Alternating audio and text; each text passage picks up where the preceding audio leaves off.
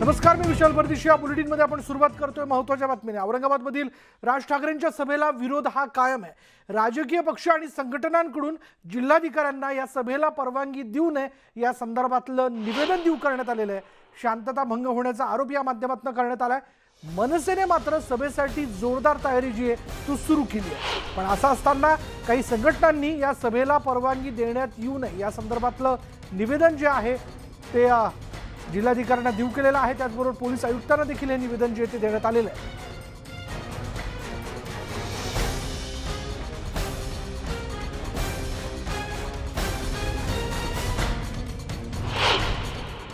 आम्ही या सभेचा जाहीर निषेध करतो, धिक्कार करतो आणि औरंगाबाद शहरामध्ये राज ठाकरे यांची सभा आम्ही या ठिकाणी होऊ देणार नाही अशी आमची पक्षाची भूमिका आहे. शासन आणि प्रशासनाला निवेदनाच्या माध्यमातून विनंती केलेली आहे की राज ठाकरे यांच्या सभेला परवानगी नाकारावी. गुढीपाडव्याच्या मेळाव्यामध्ये राज ठाकरे यांनी जे मुस्लिम धर्मीयांच्या प्रार्थनेविरुद्ध वक्तव्य केलं ते वक्तव्य संविधान विरोधी आहे, धर्मविरोधी आहे, जातीमध्ये तेढ निर्माण करणारं वक्तव्य आहे. शासन आणि प्रशासनाने जर सभेला या ठिकाणी परवानगी दिली तर ही सभा आम्ही त्या ठिकाणी उधळून लावू अशी आमची या पक्षाची भूमिका आहे.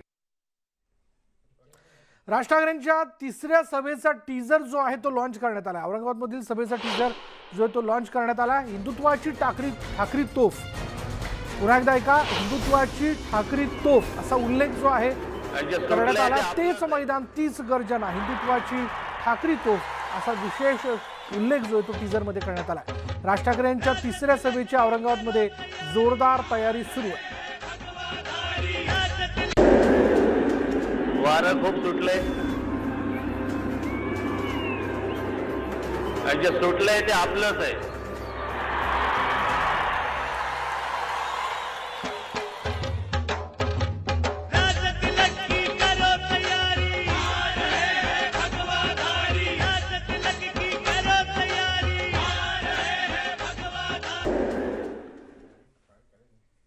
राज ठाकरेंनी मशिदीच्या भोंग्यांबाबत घेतलेल्या भूमिकेमुळे महाराष्ट्रात राजकारण तापलेलं असताना आता त्यांनी अल्टिमेटम संपणाऱ्या 3 मे रोजी राज्यभर मनसैनिकांना महाआरतीचं नियोजन करण्याचे आदेश दिले.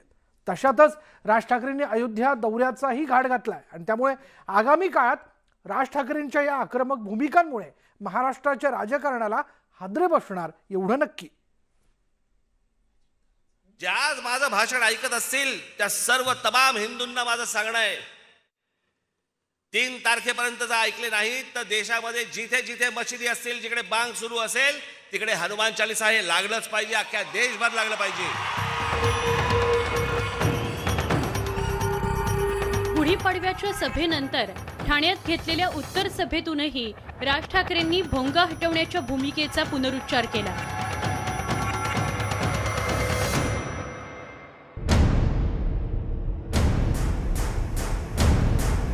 राज ठाकरे केवळ एवढ्यावरच थांबले नाहीत तर त्यांनी थेट पुण्यात आयोजित हनुमान चालीसा पठणाच्या कार्यक्रमालाही हजेरी लावली. अंगावर भगवी शाल, चेहऱ्यावरचा करारीपणा आणि आजूबाजूला हजारोंची गर्दी पाहून केवळ राजकारणापुरती राज ठाकरेंची भूमिका नसून त्यांनी राजकारणात जोरदार कमबॅक करण्यासाठी हिंदुत्वाचा टॉप गिअर टाकल्याची चर्चा रंगली.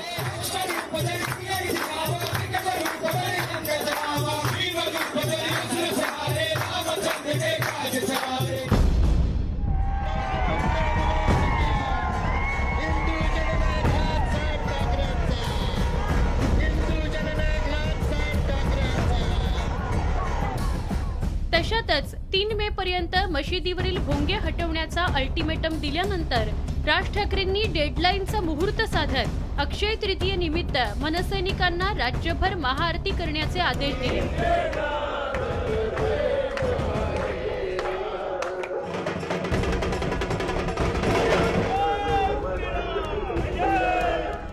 त्यामुळे 3 मे हा दिवस महाराष्ट्राच्या राजकारणात भूकंप आणणार का याकडेच तमाम राजकीय पक्षांचं लक्ष लागून असणार आहे.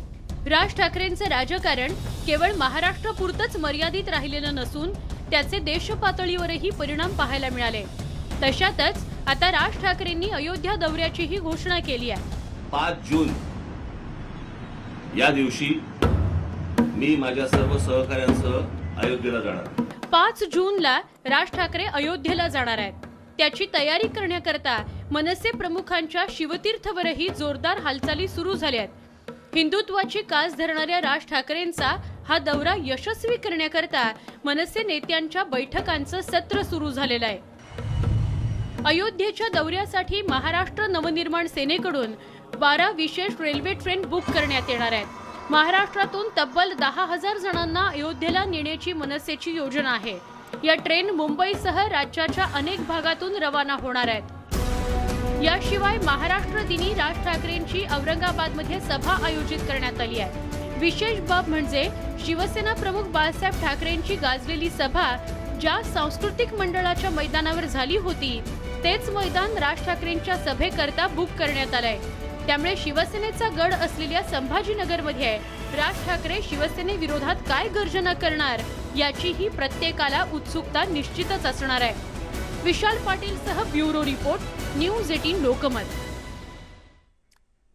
मनसे अध्यक्ष राज ठाकरे येत्या 5 जूनला अयोध्येत प्रभू श्री रामाचं दर्शन घेण्यासाठी जाणार आहेत आणि त्यांच्या स्वागतासाठी आत्तापासूनच जय्यत तयारी करण्यात येते। आता थेट अयोध्या नगरीमध्ये राज ठाकरेंच्या स्वागतासाठी बॅनर आत्तापासूनच लावण्यात आलेत।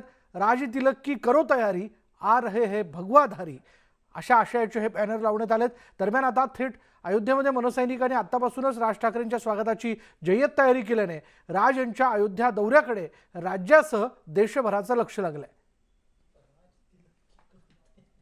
अखंड 12.5 कोटी महाराष्ट्र जनतेमध्ये उत्साह संचारलेला आहे आणि जास्तीत जास्त लोकसंख्येने आम्ही सगळेजण जो हिंदू आहे तो अयोध्येला पोहोचणार आहे, जो रामाचा भक्त आहे तो अयोध्येला पोहोचणार आहे आणि ज्यांनी ज्यांनी सन्मान्य राजसाहेब ठाकरे यांचे विचार ज्यांना ज्यांना पटतात ती व्यक्ती अयोध्येला पोहोचणार आहे।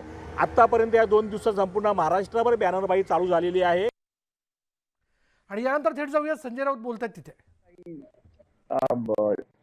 समाज विभागाचे कामं करतोय अशा लोकांची नावं टाकून फोन टॅप करण्याची परवानगी रश्मी शुक्ला यांनी मागितली। आम्हाला सगळ्यांवरती आमची ते त्या काळात 2019 साली महाराष्ट्रामध्ये महाविकास आघाडी सरकार बनण्याची प्रक्रिया सुरू असताना आमच्यावर लक्ष ठेवलं जात होतं, आमचे फोन ऐकले जात होते, आमच्यावर पाळत ठेवली जात होती। आता हे सगळं प्रकरण उघड झाल्यावरती तेव्हाचे SID कमिशनर रश्मी शुक्ला आहे त्या केंद्राच्या सेवेत केला, त्यांच्यावर तिथे गुन्हे दाखल झाले। पण आजही भारतीय जनता पक्षाचं जे सरकार आहे केंद्रात ते ह्या एलिमेंट्सना रश्मी शुक्लासारख्या एलिमेंट्सना पाठबळ देत आहे आणि त्यांना संरक्षण देत आहे।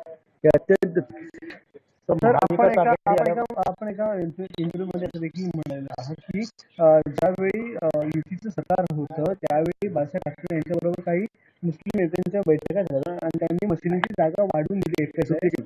मी चुकीचं सांगताय, मी असं बोललेलो आहे, हे ऑन रेकॉर्ड आहे। आता जो काय भोंग्याचा विषय सुरू आहे राजकीय, आता जे काय राजकीय भोंगे वाचतायत हिंदुत्वाच्या नावात, हे जे काय ढोंग झालेलं आहे भोंग्याच्या संदर्भात, हे ज्या प्रकारे सुरू आहे आपण बघतोय माध्यमांकडनं रोजच्या प्रमाणे वेगवेगळे प्रश्न जे ते संजय राऊत यांना विचारले जातात आणि त्याची उत्तरं खासदार संजय राऊत देताना दिसत आहेत। पुढे पाहूयात, राज ठाकरेंनी राज्य सरकारला भोंग्यांबाबत अल्टिमेटम दिलं आणि या पार्श्वभूमीवर पोलिसांनी रणनीती आखली आहे। पोलिसांनी सर्व धर्मगुरूंची बैठक घेतल्याचं समोर आलंय। सर्वोच्च न्यायालयाच्या आदेशाचा भंग केल्यास कठोर कारवाई करण्याचा इशारा पोलिसांनी दिला, तर दुसरीकडे मुंबई पोलिसांनी गोपनीयरित्या मुंबईतील सर्व मशिदींची पाहणी केली असल्याची धक्कादायक माहिती समोर आली। पोलीस आणि धर्मगुरूंची बैठक जी आहे ती पार पडलेली आहे। पोलिसांकडून गोपनीयरित्या मशिदीची पाहणी करण्यात आली आहे। 70% जास्त मशिदींवर पहाटेचा अजान बंद करण्याचा निर्णय घेण्यात आल्याचं कळतंय। सर्वोच्च न्यायालयाच्या आदेशाचा भंग नको असं या ठिकाणी सांगण्यात येत आहे। आदेशाचं उल्लंघन केल्यास 5 वर्षांची शिक्षा या ठिकाणी देण्यात येणार आहे। 5 लाखांची दंडात्मक कारवाई देखील करण्यात येईल। भोंग्यांसाठी परवानगी मागितली तर ती दिली जाईल, पण सर्वोच्च न्यायालयाच्या आदेशानुसार सगळ्या नियमांचं पालन केलं जाईल असं देखील पोलिसांच्या वतीने स्पष्ट करण्यात आलं।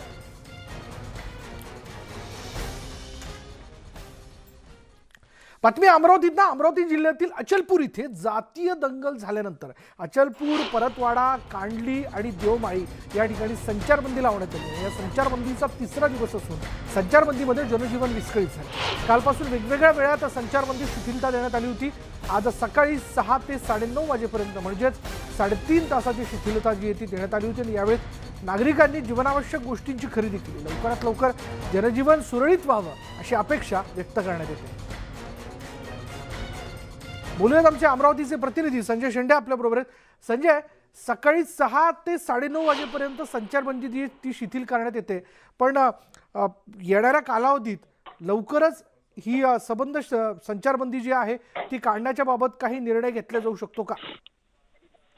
विशाल, आपल्याला माहिती आहे की गेल्या 2 दिवसापासून आज हा तिसरा दिवस आहे. तिसऱ्या दिवशी ही अचलपूर आणि परतवाडा शहरात संचारबंदी कायम ठेवण्यात आली. मात्र गेल्या 2 दिवसापासून आपण पाहू शकतो की त्या ठिकाणचं जनजीवन विस्कळीत झालेलं आहे. लोकांच्या घरात भाजीपाला नव्हता. काही लोकांकडे जे हातावर आणणारे, हातावर खाणारे जे मजूर आहेत त्यांच्याकडे किराणा नव्हता. म्हणून प्रशासनाने त्यांच्यासाठी सकाळी 6 वाजतापासून सायंकाळी 9:30 वाजेपर्यंत संचारबंदीमध्ये सूट देण्यात आलेली आहे. असे आदेश जे आहे ते अचलपूरचे उपविभागीय अधिकारी संदीप कुमार अपार यांनी काढलेले आहे. त्यामुळं सर्वसामान्य माणूस आज बाहेर निघाला आणि त्याने जीवनावश्यक वस्तूंची खरेदी केली. मात्र आता जे तुर्तास जी परिस्थिती आहे ती शांतता त्या ठिकाणी आहे. आज संपूर्ण या संचारबंदीचा आढावा घेतला जाणार आहे आणि त्यानंतर संचारबंदी हटवण्यासंदर्भात निर्णय घेतला जाईल. मात्र तुर्तास पूर्णपणे संचारबंदी हटवली जाणार नाही. ही टप्प्याटप्प्याने संचारबंदी हटवण्यासंदर्भातला निर्णय घेतला जाणार आहे.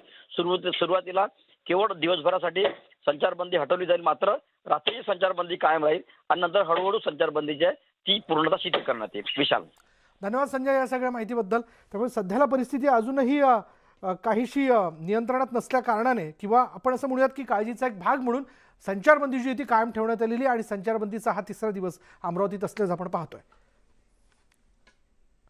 अचलपूर दंगल प्रकरणी आता पालकमंत्री यशोमती ठाकूरच मास्टर माइंड आहेत असा आरोप जो आहे तो भाजप नेते डॉक्टर अनिल बोंडे यांनी केला होता आणि याला आता यशोमती ठाकूर यांनी प्रत्युत्तर दिलं. अनिल बोंडे यांची आमदारकी गेल्याने ते विक्षिप्त वागतायत असं यशोमती ठाकूर म्हणाले. तरुणांना भडकवण्याचं काम सुरू असून बोंडे यांनी दंगलीसाठी तरुणांना प्रवृत्त केल्याचा आरोपही त्यांनी केला.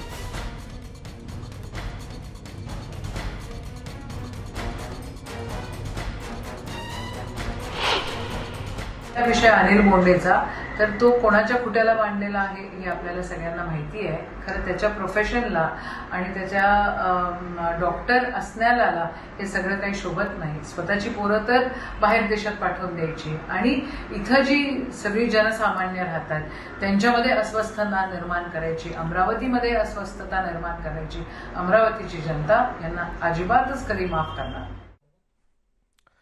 पुढे बोलूया तुम्हा आम्हा सर्वांसाठी आणखीन एक महत्त्वाची बातमी अशी आहे, केस कापणं, दाढी करणं आता महागणार आहे. सलून, ब्युटी पार्लर व्यावसायिकांनी याबद्दलचा निर्णय घेतला आहे. या व्यावसायिकांमध्ये राज्यस्तरीय ऑनलाईन बैठक पार पडली आणि या बैठकीत हा निर्णय घेण्यात आल्याचं कळत आहे. आणि या बैठकीमध्ये आता केस कापणं, दाढी करणं, मग मसाज असेल, फेशियल असेल, अशा वेगवेगळ्या सोयींचा तुम्हाला जर लाभ घ्यायचा असेल तर त्या प्रत्येकाच्या पाठीमागे असणाऱ्या आत्ताचा जो दर आहे त्या पाठीमागे 30% दरवाढीचा निर्णय हा घेण्यात आलेला आहे. 1 मे पासून या निर्णयाची अंमलबजावणी करण्यात येणार आहे. बोलूयात आमचे प्रतिनिधी तुषार कोहळे आपल्याबरोबर आहेत. तुषार, काय माहिती याबद्दल? विशाल, राज्यस्तरीय सलून आणि ब्युटी पार्लर असोसिएशनची काल सायंकाळी बैठक झाली. ऑनलाईन बैठक ही झाली होती. त्यामुळे साधारण जे संघटनेचे साधारण 52,000 जे सदस्य आहेत त्यापैकी काही प्रमुख सदस्य सहभागी झालेले होते आणि त्यांनी या बैठकीमध्ये एक ठराव पारित केला. त्यांच्या ठरावानुसार 1 मे पासून राज्यामध्ये जे सलून व्यवसायासंदर्भातला जे काही दर आहे, म्हणजे दाढी कटिंग असेल किंवा इतर जे काही दर असेल याचे 30% दर वाढ करण्याचा निर्णय घेण्यात आलेला आहे आणि 1 मे पासून हा याची अंमलबजावणी होणार आहे. त्यामुळे राज्यातील जे काही सलूनचे दुकान आहे ते दर वाढणार आहे. विशेष करून याचं जे कारण पुढे दिलं की पेट्रोल असेल किंवा सलून संदर्भातले जे काही प्रोडक्ट्स असेल जे दुकानामध्ये वापरले जातात, या व्यतिरिक्त गॅस सिलेंडर असेल, हे सातत्याने महागाईमध्ये यांची किमती वाढत आहे. त्या पार्श्वभूमीवर कुठेतरी हा निर्णय घेण्यात आलेला आहे आणि 52,000 जे सदस्य आहे किंवा राज्यामध्ये जे दुकान आहे त्या सर्व दुकानामध्ये 1 मे पासून हा निर्णय लागू होणार आहे. त्यामुळे सामान्य नागरिकांना आधीच महागाईचे चटके सहन करावे लागत होते. आता केस कापणं देखील महाग झालेलं आहे आणि त्याची अंमलबजावणी 1 मे पासून राज्यामध्ये होणार आहे. धन्यवाद तुषार या सगळ्या माहितीबद्दल. 1 मे पासून या दरवाढीच्या निर्णयाची अंमलबजावणी जी केली जाईल, या सलून आणि ब्युटी पार्लर असोसिएशन तर्फे काही प्रतिक्रिया या ठिकाणी आलेल्या आहेत. त्यांचं काय नेमकं म्हणणं पाहूयात. बऱ्याच दिवसापासून वाढत्या महागाईनुसार दरवाढ झाली पाहिजे अशा प्रकारची मागणी सलून आणि ब्युटी पार्लर असोसिएशनकडे सातत्याने होत होती. आम्ही काल ऑनलाईन बैठक घेतली राज्यस्तरीय. त्यामध्ये असा निर्णय झाला की शहरी व ग्रामीण भागामध्ये येणाऱ्या 1 मे कामगार दिनापासून आम्ही असंघटित कामगार असल्यामुळे कामगार दिनापासून आम्ही महाराष्ट्रामध्ये सलून व ब्युटी पार्लर व्यवसायाचे 30% दरवाढ करण्याचा निर्णय घेतलेला आहे आणि या निर्णयाला सर्व नागरिकांनी देखील सहकार्य करावे. पुढे बघूया. यंदाचा पावसाळा मुंबईकरांसाठी डोकेदुखी ठरू शकतो. याचं कारण असं आहे की 22 दिवस समुद्राला मोठी भरती असणार आहे. 16 जून ते 15 जुलै या दरम्यान आपण जर लक्षात घेतलं तर समुद्रात जाणं हे धोकेदायक असेल. हवामान खात्याकडनं असं देखील सांगण्यात आलं आहे की साधारण 4.87 मीटर उंच लाटा ज्या आहेत ते उसळू शकतात. अतिवृष्टी झाल्यास पाणी तुंबण्याची भीती आहे. त्यामुळे जून जुलैमध्ये 6 वेळा मोठी भरती जी आहे ती दाखवण्यात आलेली आहे. ऑगस्ट सप्टेंबरमध्ये 5 वेळा समुद्राला उधाण येणार आहे. त्यामुळे आपण हे सगळे दिवस आणि त्यातल्या वेळा लक्षात घेणं फार आवश्यक आहे. यामध्ये पावसाळ्यातले धोक्याचे दिवस आपण लक्षात घेतले. दिनांक 13 जून वेळ 11:08, लाटांची उंची 4.56 मीटर. दिनांक 14 वेळ 11:56, लाटांची उंची 4.77 मीटर. 15 जून वेळ आहे 12:46, लाटांची उंची जी या वेळेला ती साधारण 4.86 मीटर असू शकते. दिनांक 16 जून वेळ 1:35 साधारण लाटांची उंची जी आहे ती 4.87 मीटर. 17 जूनला वेळ आहे 2:25, लाटांची उंची जी आहे ती 4.80 मीटर असू शकते. 18 जूनला वेळ आहे ती 3:16, लाटांची उंची जी आहे ती 4.66 मीटर असू शकते. दिनांक 13 वेळ 11:44, लाटांची उंची 4.68 मीटर. 14 जुलैला साधारण 12:33, लाटांची उंची जी आहे ती 4.82 मीटर. तर 15 जुलैला 13 साधारण आपण जर लक्षात घेतलं वेळ आहे 1:22 आणि लाटांची उंची असेल ती 4:87 मीटर इतकी. दिनांक 16 जुलैला वेळ आहे 1:08, लाटांची उंची जी आहे ती 4.85 मीटर इतकी जाऊ शकते. तर 16 जुलैला वेळ आहे ती 1:54, लाटांची उंची ही 4.73 मीटर जाऊ शकते. 18 जुलैला या वेळेला जे आहे ते आपण समुद्रापासून दूर राहणं फार आवश्यक आहे. ती वेळ आहे 1:38, माफ करा 3:38 आणि लाटांची उंची जी आहे ती साधारण 4.51 मीटर इतकी जाऊ शकते.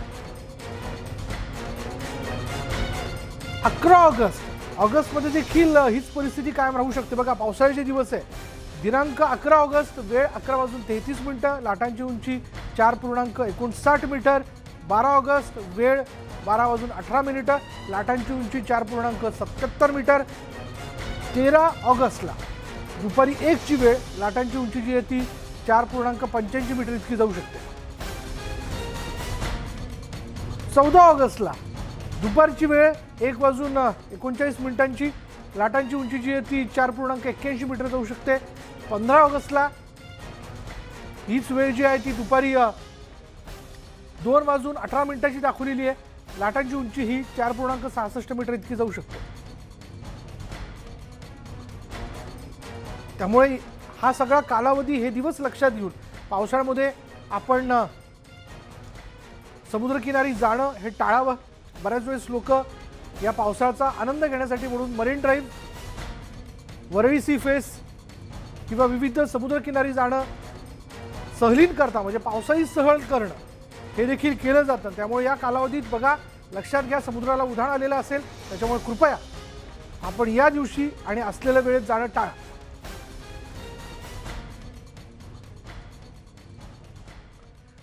पुढे पाहूयात बारामतीतनं बातमी अशी की बारामती तालुक्यातील जिरायत भागाला वरदान ठरलेली शिरसाई उपसा सिंचन योजना जी आहे त्या योजनेची पाईपलाईन फुटली. अचानक वीज पुरवठा खंडित झाल्याने पाण्याचा दाब येऊन पाईपलाईन फुटली आणि यामुळे पाण्याचे उंच फवारे उडत आहेत. या सगळ्या याच्यात लाखो लिटर पाणी वाया गेले. तसंच पंपगृहाची संरक्षक भिंत पाण्याच्या दाबाने वाहून गेली. मागील आठवड्यामध्ये शिरसाई उपसा सिंचन योजना सुरू करण्यात आली होती.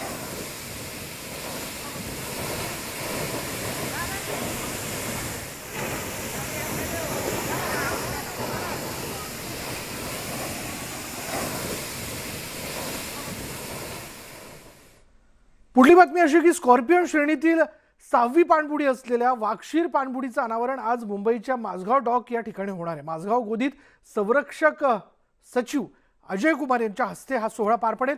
INS वाक्षीर भारत आणि फ्रान्सच्या तंत्रज्ञानाने विकसित करण्यात आलेली पाणबुडी आहे.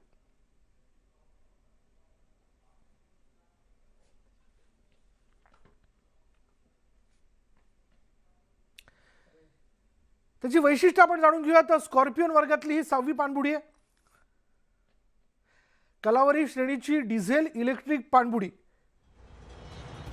आणि सागरी सीमांचं रक्षण करण्यास या पाणबुडीमुळे म्हणजे INS वाक्षीरमुळे मोठी मदत होणार आहे. यामध्ये अत्याधुनिक नेव्हिगेशन ट्रॅकिंग सिस्टीम आहे. 18 टॉपेरडो ठेवण्याची क्षमता. एकाच वेळी 6 टॉपेरडो जे आहेत ते डागता येतील. शत्रूंना अचूक लक्ष्य करण्याची या INS वाक्षीरमध्ये फार मोठी क्षमता आहे. 40% भारतीय बनावटीची यामध्ये उपकरणं बसवण्यात आली आहे.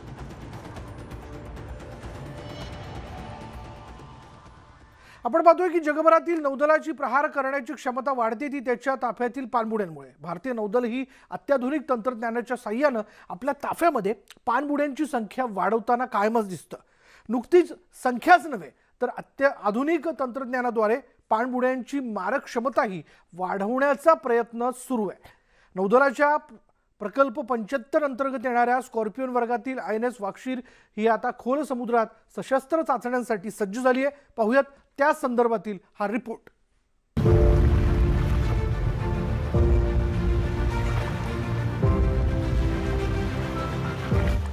युद्धातील सायलेंट किलर अशी पाणबुड्यांची ओळख.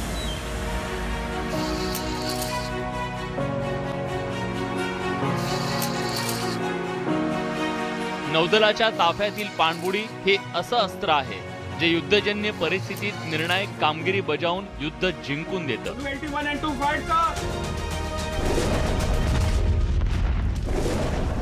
असंच एक हुकमी अस्त्र भारतीय नौदलात दाखल होण्यासाठी सज्ज झालंय.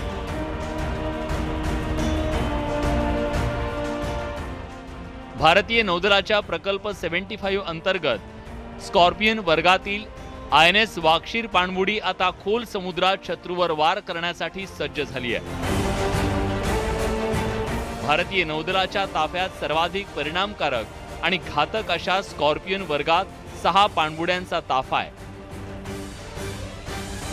INS वाक्षीर ही या ताफ्यातली शेवटची म्हणजे 6वी पाणबुडी आहे. 4 सबमरीन हमले इंडियन फ्लीट में ऑलरेडी कमीशन कर चुके हैं. 5वां submarine final sea trial phase में है. पहले सबमरीन से 6ठा सबमरीन में हम मेजॉन डॉक और इंडियन इंजीनियर्स इसमें काफ़ी प्रगति की है, काफ़ी प्रोग्रेस कर चुके हैं. फ्रान्स आणि भारतीय तंत्रज्ञानाचा मिलाफ असलेल्या स्कॉर्पियन पाणबुड्यांच्या ताफ्यानं भारतीय नौदलाची ताकद वाढली आहे.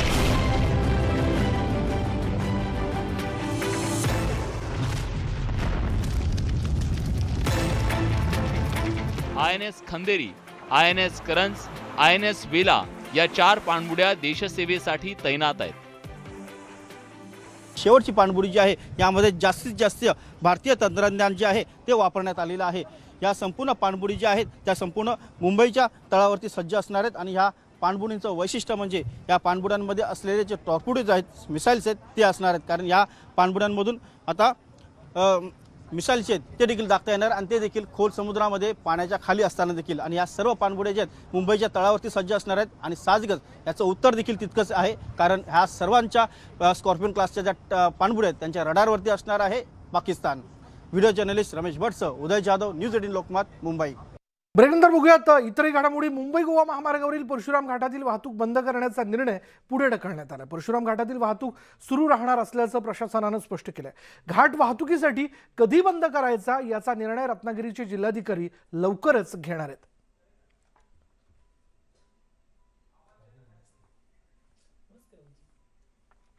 त्यामुळे परशुराम घाटातील वाहतूक जी आहे ती सुरूच राहणार आहे. पणजी चिपळूण या दिशेने जात असताना परशुराम घाटातील काही दुरुस्ती करता म्हणून किंवा काही बदला करता म्हणून ही वाहतूक जी होती घाटातली ती बंद करण्यात येणार होती.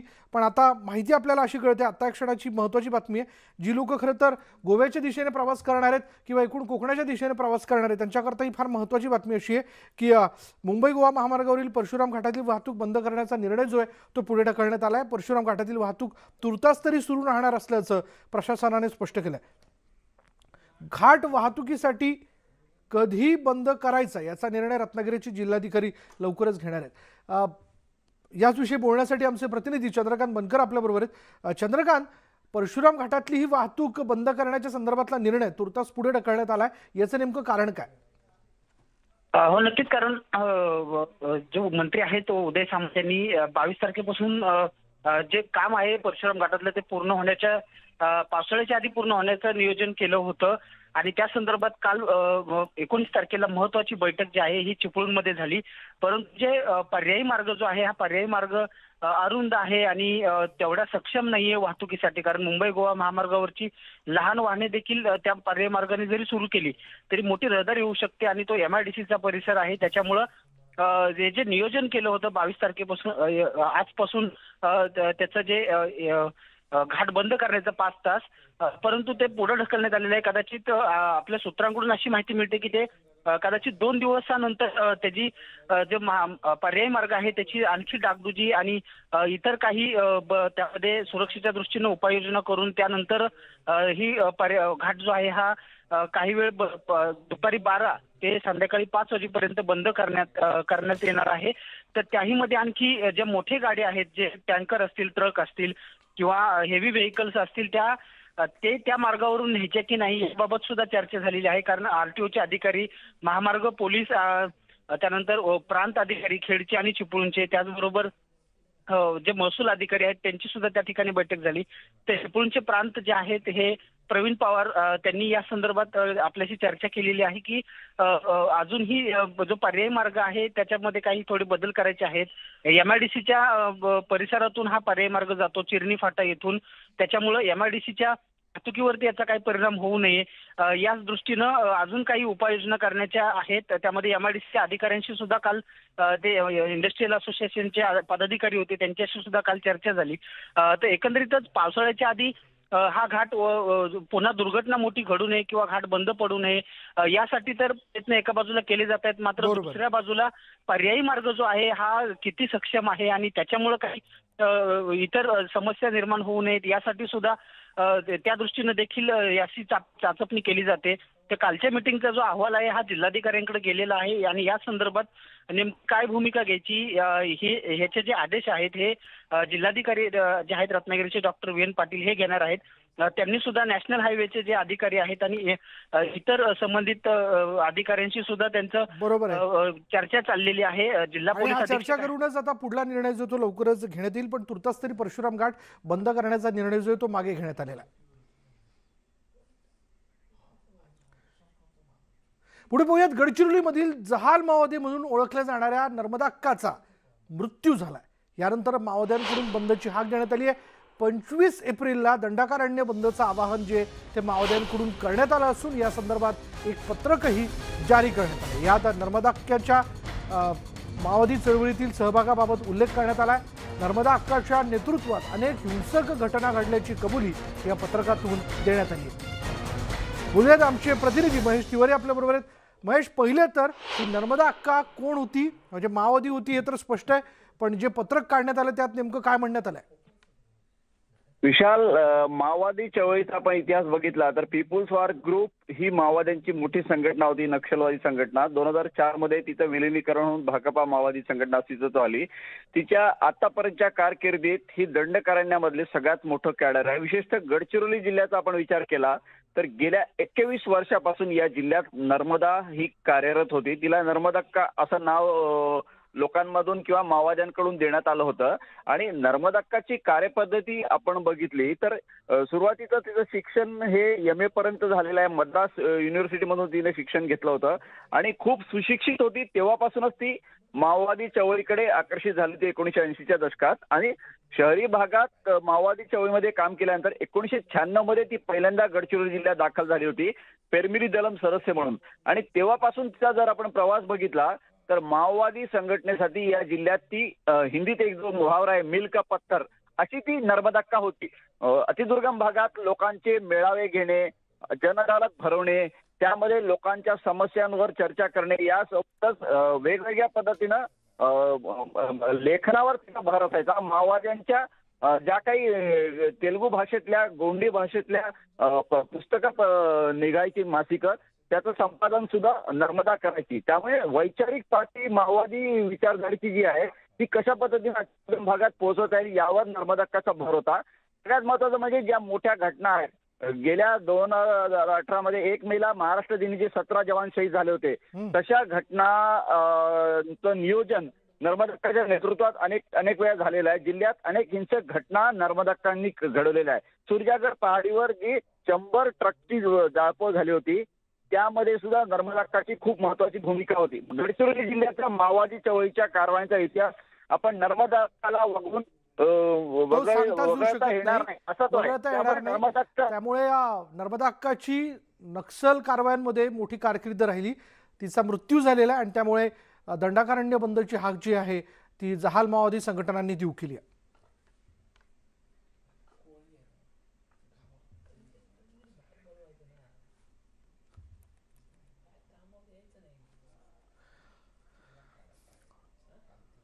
यानंतर थेट जाऊया दिल्लीमध्ये. दिल्लीमधल्या जहांगीरपुरीमध्ये तोडक कारवाई केली जाते. मोठा पोलीस बंदोबस्त या ठिकाणी ठेवण्यात आलाय. अनधिकृत बांधकामांवरती कारवाईचा हातोडा जो आहे तो चालवण्यात येतोय. दिल्लीमध्ये जहांगीरपुरी हा एक दाटीवाटीचा भाग आहे ज्या ठिकाणी अनधिकृत बांधकामांवर कारवाईचा हातोडा जो आहे तो आपल्याला पडताना बघायला मिळतोय. मोठा पोलीस बंदोबस्त इथे तैनात करण्यात आलाय.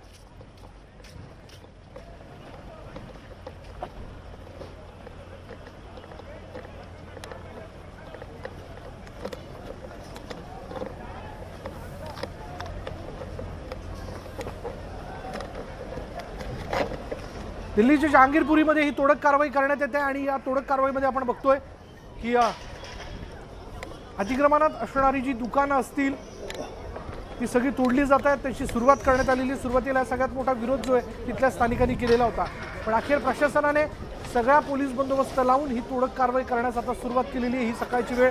आज दिवसभर ही तोडक कारवाई जी आहे ती ठिकठिकाणी केली जाणार आहे. जहांगीरपुरीमध्ये दिल्लीतला सगळ्यांनाच परिचित असणारा दाटीवाटीचा सगळा भाग आहे. याबद्दल बोलूयात. आमचे प्रतिनिधी प्रशांत लीला रामदास आपल्या बरोबर आहेत. प्रशांत, काय तपशील याबद्दल? महत्वाचं म्हणजे जहांगीरपुरी परिसरामध्ये दिल्लीतला स्लमचा परिसर आहे आणि खास करून दिल्लीतल्या हरियाणा भागामध्ये असलेला हा परिसर आहे जहांगीरपुरी. इथे गेल्या 16 एप्रिलला ज्या पद्धतीने हनुमान जयंतीच्या निमित्ताने जी दंगल माजली होती आणि त्यानंतर आज मोठी कारवाई केली जाते. त्या भागामध्ये असलेलं जे अवैध निर्माण आहे किंवा अवैध बांधकाम आहे त्याला तोडण्यासाठी आज एमसी, त्यानंतर पॅरामिलिटरी फोर्स, त्यानंतर पोलीस दल, दिल्ली पोलीस या सगळ्यांच्या सुरक्षा बंदोबस्तामध्ये जेही अवैध बांधकाम आहे त्याला तोडण्याकरिता पोहोचलेले आहे. जवळपास 9 बुलडोजर या घटनास्थळी पोहोचल्याची माहिती मिळाली आहे आणि सोबतच जर माहिती मिळते की यासाठी मोठा पोलीस बंदोबस्त जवळपास 400 पेक्षा जास्त हे पॅरामिलिटरी फोर्सेसचे जवान तैनात करण्यात आलेले आहे. सोबतच जर बघितलं तर जे रॅपिड ऍक्शन फोर्स असते ते देखील तैनात करण्यात आलेली आहे. सोबतच जर बघितलं तर एक मोठी कारवाई करण्यासंदर्भात या पोलीस स्पष्ट करण्यात आलं होतं की या भागामध्ये जी अवैध बांधकाम आहे त्यावरती तोडलं त्यांना तिथून हटवण्याकरिता हा निर्णय घेण्यात आला होता. त्यानिमित्ताने ही कारवाई आहे.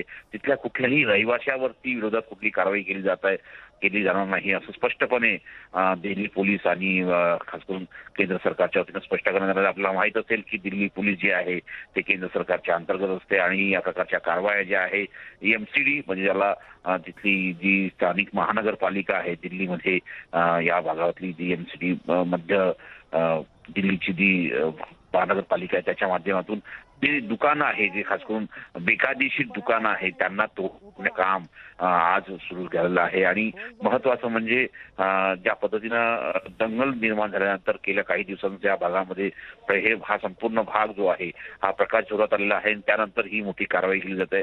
त्यामुळे असं म्हणावं लागेल की एक प्रकारे ज्या पद्धतीनं अवैध बांधकाम आहे त्याला तोडण्याकरिता ही जहागीरपुरीतली मोठी कारवाई आहे. सोबतच ज्या पद्धतीने एक माहिती पुढे आलेली की या भागांमध्ये ज्या पद्धतीनं अवैध धंदे देखील होतात, अनेक बेकायदेशीर धंदे आहेत त्यांचा तेही देखील या परिसरात होत असल्याची माहिती पुढे आलेली आहे.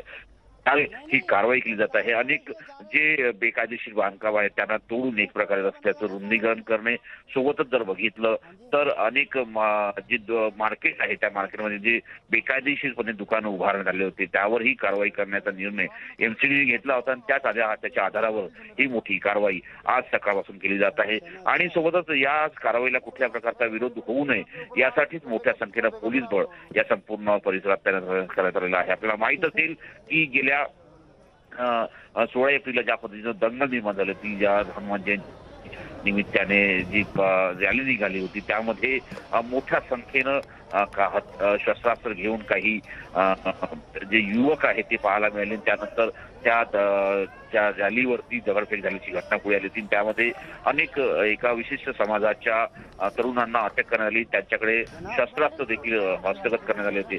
या सगळ्या पार्श्वभूमीवरती आता ही मोठी कारवाई केली जात आहे. या भागातील जे बेकायदेशीर बांधकाम आहे त्याला तिथून त्याला तोडून तिथे एक प्रकारे जेही नियमानुसार जे बांधकाम झालेले आहे त्याला ठेवून इतर जे बांधकाम आहे तोडण्याचा निर्णय खास करून एमसीडीने घेतला होता. त्याला दिल्ली महानगरपालिका असं संबोधलं जातं एमसीडीला. आणि दिल्लीमध्ये साधारणतः सध्या 3 महानगरपालिका आहे, त्यातली ही एक अत्यंत महत्वाची महानगरपालिका आहे.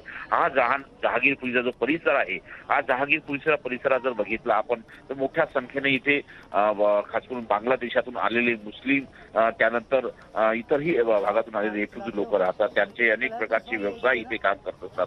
अशा या पार्श्वभूमीवरती एक मोठी कारवाई केली जात आहे आणि या कारवाईच्या माध्यमातून स्पष्ट केलं जात आहे की जहागीरपुरीमध्ये एक मोठी कारवाई करून एक प्रकारे स्पष्ट करण्यात आलेलं आहे की कुठल्याही प्रकारचं बेकायदेशीर बांधकाम आणि यावर दाटीवाटीचे रस्ते जे निर्माण झालेले आहेत त्या सगळ्यांना तोडून एक प्रकारे रस्ता मोठा करणे, त्यानंतर बेकायदेशीर बांधकाम तोडणे, त्यानंतर इथे जे बेकायदेशीर व्यवसाय चालतात त्यांच्यावरती देखील एक प्रकारे कडक कारवाई करण्याचा निर्णय खास करून केंद्र सरकारच्या वतीनं घेण्यात आलेला आहे. आणि आपल्याला माहित असेल की त्या हनुमान जयंतीच्या निमित्ताने जी दंगल झाली त्यामध्ये जी गुन्हेगार व्यक्ती आहे की जे आरोपी आहे त्या सगळ्यांविरोधात एनएसएच्या अंतर्गत कारवाई करावी अशी ही मागणी करण्यात आलेली. त्यामुळे ही जहागीरपुरीतली मोठी कारवाई असं म्हणावं लागेल. प्रशांत, हे अनधिकृत बांधकाम आपण बघतोय, दुकान आहे त्याच्यामध्ये काही घर आहेत, साधारण गेल्या किती वर्षापासून हे सगळं अनधिकृत बांधकाम किंवा हे अतिक्रमण होत गेलं?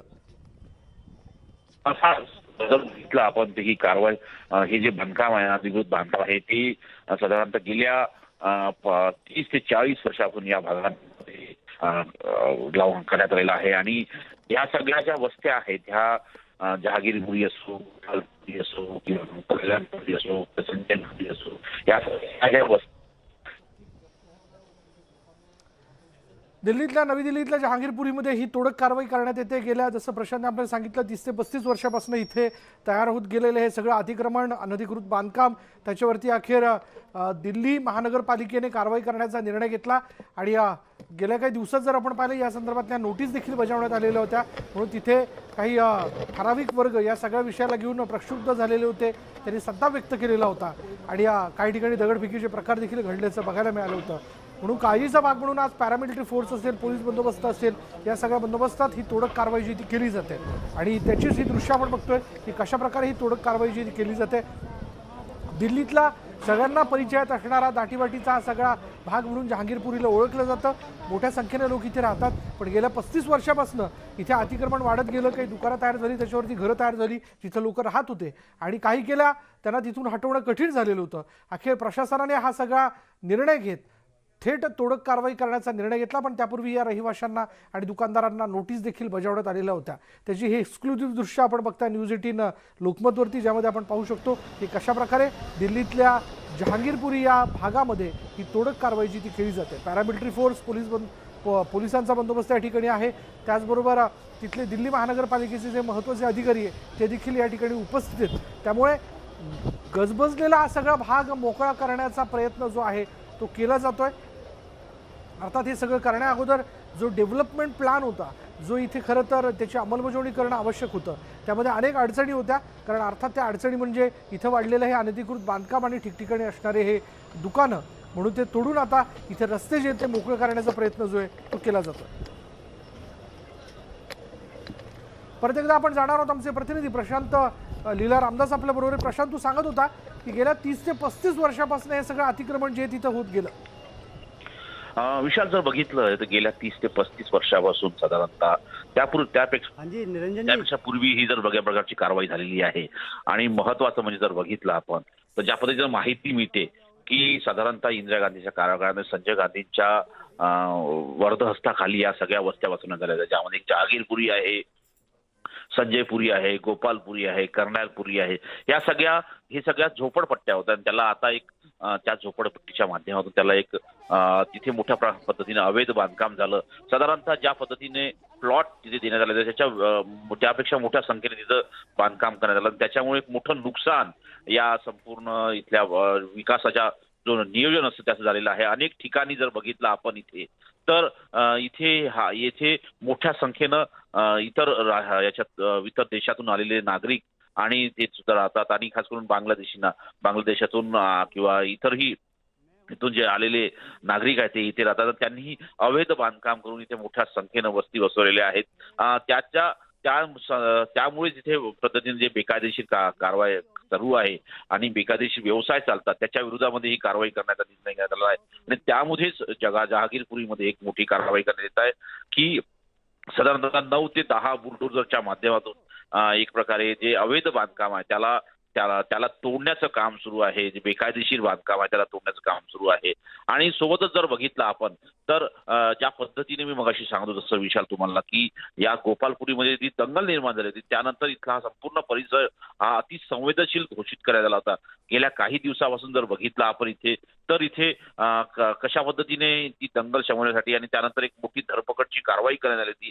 त्यामध्ये या परिसरातून मोठ्या संख्येने साधारणतः 100 पेक्षा जास्त लोकांना इथून ताब्यात घेण्यात आलं होतं. आणि त्यानंतर आता त्यातील जवळपास 15 लोक जे आहेत त्या लोकांना मुख्य आरोपी करण्यात आला. आणि त्यापैकी 5 लोकांच्या वरती साधारणतः NSA जो देशद्रोहाचा गुन्हा आहे तो दाखल करण्यात आलेला आहे. हा जो परिसर आहे हा परिसर खास करून मुस्लिम बहुल एका विशिष्ट समाजाच्या लोकांनी बहुल असलेला हा परिसर आहे. कारण की इथे ही बेकायदेशीर वस्ती असल्याचंही इथे MCDच्या वतीनं स्पष्ट करण्यात आलं होतं. त्यामुळे ही कारवाई केली जाते. इथे ज्या प्रकारचे अवैध व्यवसाय चालतात त्यावरही एक प्रकारे हातोडा किंवा एक प्रकारे कारवाई करण्याचा प्रयत्न MCDच्या MCDच्या वतीने कालच या संदर्भात माहिती देण्यात आली होती की या संपूर्ण परिसरामध्ये जर कारवाई करायची असेल तर आम्ही कशा पद्धतीने बंदोबस्त करणार. MCD स्पष्ट केलं होतं की जेही नियमानुसार आणि जेही योग्य पद्धतीने किंवा असं म्हणता येईल की ज्यांच्याकडे पट्ट्या आहेत अशा सगळ्या लोकांवरती कुठल्या प्रकारची कारवाई करणार नाही. पण तेही बेकायदेशीररित्या राहतात,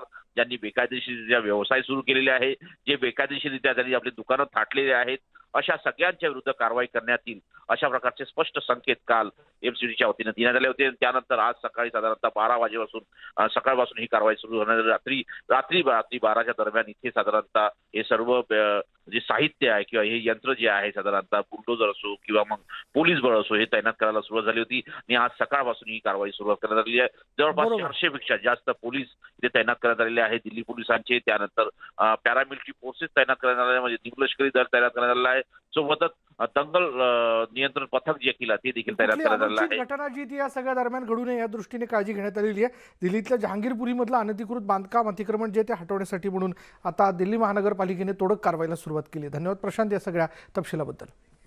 आता ब्रेक नंतर एक नजर टाकूया देशातील प्रमुख शहरातल्या आजच्या तापमानावर. आजचं तापमान प्रायोजक मैंगो एयर कूलर। इन गर्मियों में घर ले आए मैंगो एयर कूलर वाली ठंडक।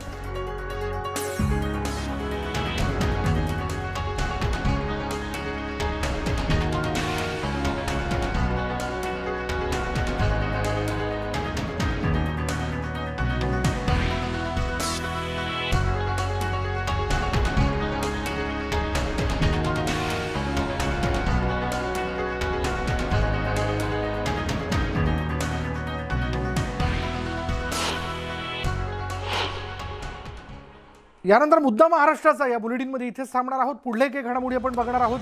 माझी सहकारी मनाली बरोबर पहा फक्त न्यूज 18 लोकमत.